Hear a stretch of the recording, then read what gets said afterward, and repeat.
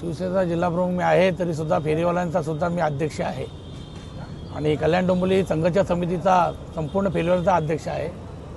त्यामुळे फेरीवाल्यांवर जो अन्याय होतो आहे त्या अन्यायाच्या विरोधात भाऊ या ठिकाणी उपोषणाला बसलेला आहे आणि त्या उपोषणाला पाठिंबा देण्यासाठी मी या ठिकाणी उपस्थित झालेलो आहे। खरं म्हणजे फेरीवाला धोरणाची अंमलबजावणी ही त्वरित झाली पाहिजे, यासाठी उपोषण करण्याची वेळ येते।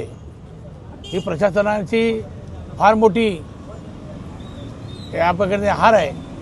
आयुक्त साहेब या ठिकाणी आहेत, त्यांनी ताबडतोब या ठिकाणी फेरीवाल्यांची समन्वय समिती जी आहे त्याच्याशी चर्चा करून यावर मार्ग काढला पाहिजे आणि यासाठी मी महापौर मॅडम सर्व गटनेते यांच्याशी चर्चा करून हा फेरीवाल्यांच्या विरोधात अन्यायाचा मार्ग काढण्याचा प्रयत्न करेल।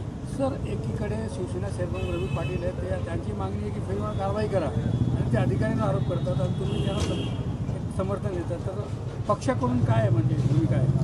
हे बघा, फेरीवाले जे आहेत हे काय चोर नाही आहेत, डकेत नाही आहेत, दरोडेखोर नाही आहेत। स्वतःच्या कुटुंबाचा उदरनिर्वाह करण्यासाठी रस्त्यावर उन्हातान्हात बसून आपल्या कुटुंबाचा उपजीविका करण्याचा प्रामाणिक प्रयत्न ते करतात।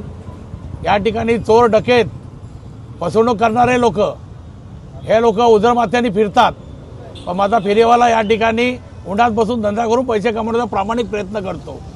जे लोक टीका करतात त्या टीकाकारांना माझं एवढंच सांगणं आहे की आपण ज्या ठिकाणी लीडरशिप करता त्या ठिकाणी सुद्धा म्हणजे आपल्या शब्द आहे की सर्वांच्या बुराखाली अंधार असतो, त्यामुळे अंधार ज्याच्या बुराखाली आहेत त्यांनी आमच्याशी चर्चा करू नये।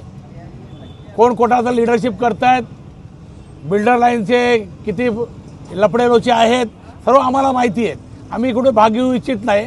माझं एवढंच मत आहे की फेरीवाले धोरणाची अंमलबजावणी ताबडतोब करावी आणि फेरीवाला ह्या लोकांना सुखाने जगून द्यावं, एवढंच मला प्रशासनाला विनंती आहे।